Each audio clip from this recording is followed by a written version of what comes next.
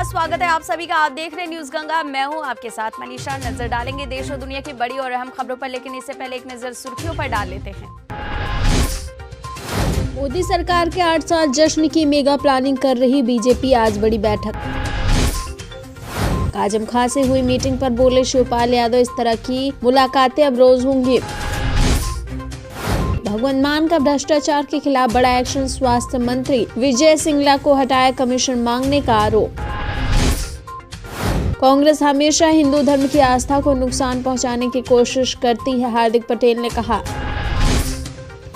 ज्ञान व्यापी केस पर अब 26 मई को होगी सुनवाई। कोर्ट ने दोनों पक्षों से सर्वे रिपोर्ट पर मांगी आपत्तियां। कुतुब मीनार केस में सुनवाई पूरी, 9 जून को आएगा फैसला। मुगलों से मुसलमानों का कोई रिश्ता नहीं, ये बताओ कि मुगल बादशाहों की बीवियां कौन थी, ओवैसी ने कहा। अगले साल ऑस्ट्रेलिया में हो सकता है क्वाड समिट। 31 मई को चंपावत उपचुनाव की वजह से 72 घंटे बंद रहेगी भारत नेपाल अंतर्राष्ट्रीय सीमा। 26 जुलाई तक सरकारी आवास खाली करे कर्मचारी, एयर इंडिया का फरमान। अब खबरें विस्तार से। आजम खां से हुई मीटिंग पर शिवपाल यादव ने बयान दिया और बोले कि इस तरह की मुलाकातें अब रोज होंगी। कांग्रेस हमेशा हिंदू धर्म की आस्था को नुकसान पहुंचाने की कोशिश करती है, हार्दिक पटेल ने कांग्रेस पर तंज कसा। ज्ञानव्यापी केस पर अब 26 मई को सुनवाई होगी। वहीं कोर्ट ने दोनों पक्षों से सर्वे रिपोर्ट पर अपनी आपत्तियां मांगी हैं। प्रधानमंत्री नरेंद्र मोदी सरकार के 8 साल पूरे होने वाले हैं। बीजेपी बड़े स्तर पर जश्न की तैयारी कर रही। सूत्रों के हवाले से आज भाजपा मुख्यालय में बैठक होगी। कांग्रेस छोड़ने वाले गुजरात के पाटीदार नेता हार्दिक पटेल के सियासी भविष्य को लेकर अटकलें जारी हैं। हालांकि एक साक्षात्कार के दौरान उन्होंने 10 दिनों के भीतर बड़ी घोषणा करने के संकेत दिए हैं। दिल्ली पुलिस सहित किसी भी केंद्रीय सशस्त्र सैन्य बलों में अब नौकरी पाने की तैयारी कर रहे हैं तो शरीर पर टैटू नहीं बनवाएं, अन्यथा शारीरिक और लिखित परीक्षा में सफल होने के बाद भी नौकरी पाने से आप वंचित रह जाएंगे। गंगोत्री, यमुनोत्री, केदारनाथ और बद्रीनाथ धाम के कपाट खुलने के साथ ही 4 धाम यात्रा 2022 भी शुरू हो गई। केदारनाथ धाम जाने वाले 50 साल पार के तीर्थयात्रियों का हेल्थ चेकअप अनिवार्य, मेडिकल फिट किए जाने पर ही मिलेगी अनुमति। रेलवे द्वारा छत्तीसगढ़ से चलने वाले और गुजरने वाली ट्रेनों को बहाल नहीं किया गया है। रद्द की गई 24 ट्रेनों का कैंसिलेशन 1 माह के लिए बढ़ा दिया गया है। आगामी 24 जून तक ये ट्रेनें पटरी पर नहीं लौटेंगी। छत्तीसगढ़ के सरगुजा संभाग में राजस्थान सरकार को आवंटित कोयला खदानों के शुरू नहीं होने से बिजली संकट की स्थिति बन रही है। राजस्थान के पावर प्लांटों को चलाने जून के पहले सप्ताह तक का ही कोयला बचा है। धर्मशाला में खालिस्तानी नारेबाजी को लेकर हिमाचल सीएम जयराम ठाकुर ने इशारों में पंजाब के आम आदमी पार्टी पर निशाना साधा और कहा कि पंजाब में सत्ता बदलने के बाद से ही अलगाववादियों के हौसले बढ़े हैं।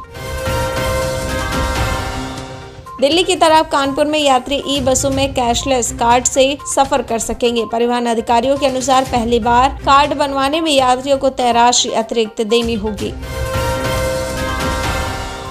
सुकेश चंद्रशेखर की याचिका सुप्रीम कोर्ट में खारिज हो गई। दूसरे जेल में ट्रांसफर करने की उठाई थी मांग।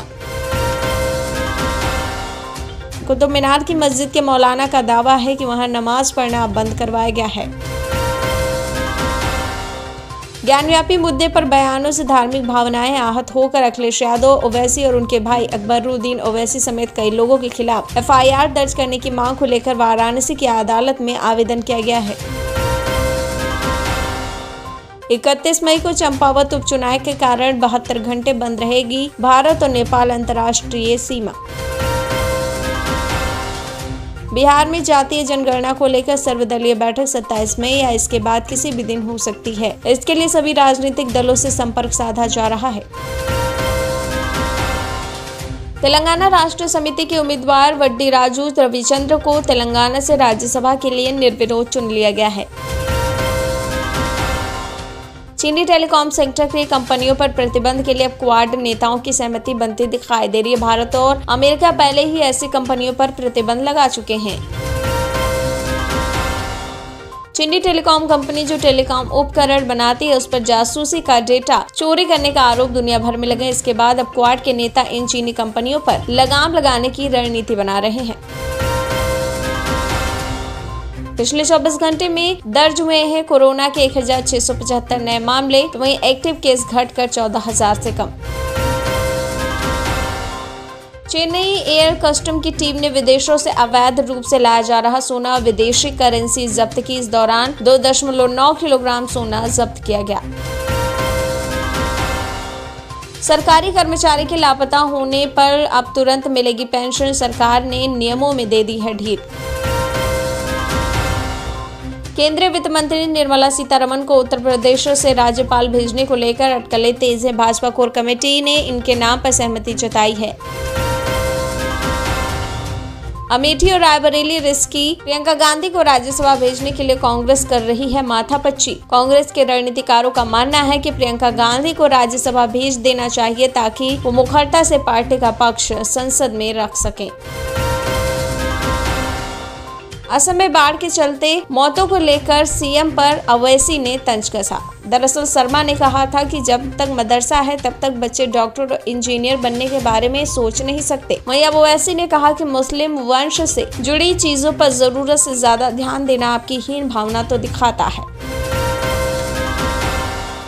दिल्ली स्थित ऐतिहासिक यूनेस्को विश्व धरोहर कुतुब मीनार परिसर में स्थित मुगल मस्जिद में एएसआई ने नमाज पढ़ने पर रोक लगा दी। सरकार बोली एएसआई की नीति इसकी इजाजत नहीं देती।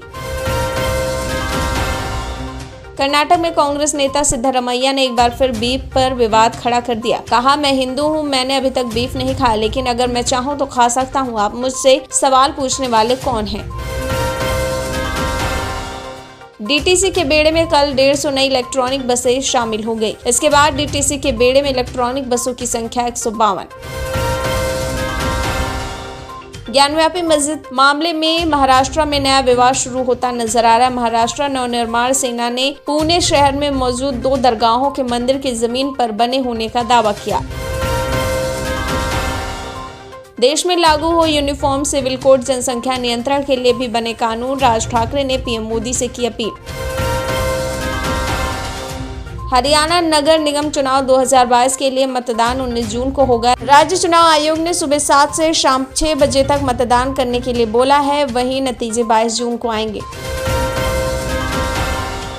भारत के पड़ोसी देश श्रीलंका में आर्थिक संकट के बीच रानिल विक्रमसिंघे ने कहा कि वो देश को बहुत जल्द पटरी पर ले आएंगे। श्रीलंका को भारत ने 2 अरब रुपए से अधिक की मानवीय सहायता की खेप भेजी।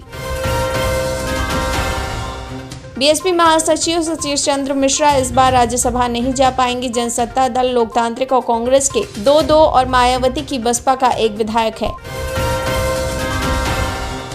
केरल के मुख्यमंत्री पिनाराई विजयन ने कांग्रेस पर हमला करते हुए कहा, पार्टी पूरे देश में हाशिए पर खड़ी नजर आ रही है और इसके सदस्य धीरे धीरे बीजेपी में शामिल हो रहे हैं।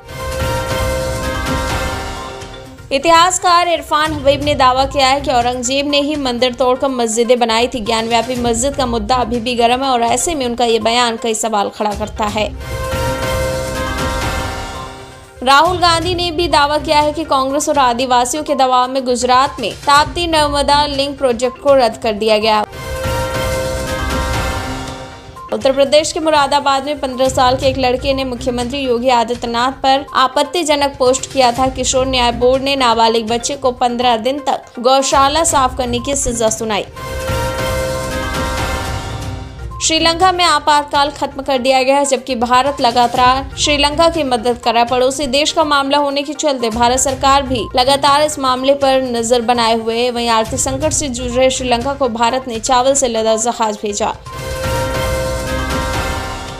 ओवैसी ने वहां की सरकार पर तीखा हमला बोला और कहा कि असम में बाढ़ से 18 लोगों की मौत हो गई। 7 लाख लोग बाढ़ से प्रभावित हैं और ये हेट स्पीच देने में व्यस्त हैं।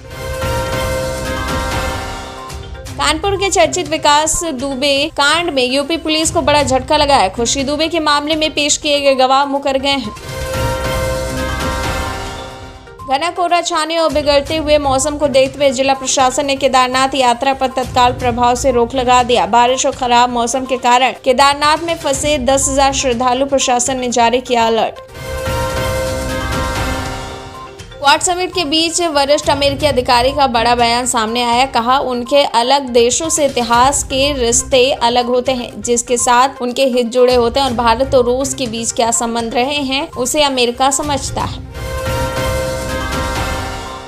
अपने स्वाभिमान के लिए लड़ाई लड़ रहे मध्य प्रदेश पुलिस के ट्रेड आरक्षक और उनके परिवार वालों ने ट्रेड का जीडी में साविलियन और अन्य मांग को लेकर गृह मंत्री नरोत्तम मिश्रा से शासकीय आवास पर मुलाकात की और उन्हें ज्ञापन दिया। क्वाड शिखर सम्मेलन में जो बाइडेन ने कहा, यूक्रेन पर रूस के युद्ध ने मानवीय तबाही मचाई है और निर्दोष नागरिक सड़कों पर मारे गए हैं। मनी लॉन्ड्रिंग और आय से अधिक संपत्ति के मामले में गिरफ्तार झारखंड के निलंबित IAS अफसर पूजा सिंघल के खिलाफ ईडी ने झारखंड में 6 स्थानों और बिहार के मुजफ्फरपुर में 1 स्थान पर छापेमारी की। यहां ईडी के हाथ अब बड़े सुराग लग सकते हैं। राज्यसभा चुनाव को लेकर अधिसूचना जारी होने के साथ ही नामांकन दाखिल करने का काम शुरू हो गया है। 15 राज्यों की 57 राज्यसभा सीटों के लिए 10 जून को चुनाव, 31 मई को नामांकन पत्र दाखिल किए जा सकेंगे। आंध्र प्रदेश में सत्तारूढ़ YSR कांग्रेस के विधान परिषद सदस्य अनंत सत्य उदय भास्कर को पूर्व ड्राइवर की हत्या के आरोप में गिरफ्तार कर लिया गया है। टाटा समूह के स्वामित्व वाले एयर इंडिया की 2 प्रमुख हाउसिंग कॉलोनियां हैं, एक दिल्ली और दूसरी मुंबई। हालांकि इसने अपने कर्मचारियों से 26 जुलाई तक सरकारी आवासीय कॉलोनियों को खाली करने को कहा। अमेरिकी F-18 लड़ाकू विमान भारत में परिचालन क्षमता का करेंगे प्रदर्शन। 25 मई को IPL के मैच ईडन गार्डन्स में खेले जाएंगे। दर्शकों को असुविधा न हो इसलिए मेट्रो रेलवे कोलकाता ने स्पेशल मिडनाइट मेट्रो सेवा देने की घोषणा की। ये तो थी देश और दुनिया की बड़ी और ताज़ा खबरें। ऐसे ही ताज़ा तरीन अहम खबरों को सुनने के लिए तुरंत सब्सक्राइब करना होगा आपको हमारा चैनल न्यूज़ गंगा। खबर अच्छी लगी तो कमेंट बॉक्स में टाइप जरूर कीजिएगा। कोई राय, सजेशन या सुझाव हो तो वो भी आप हमें कमेंट बॉक्स में दे सकते हैं। इसी के साथ बने रहिए हमारे चैनल के साथ। दीजिए इजाजत, नमस्कार।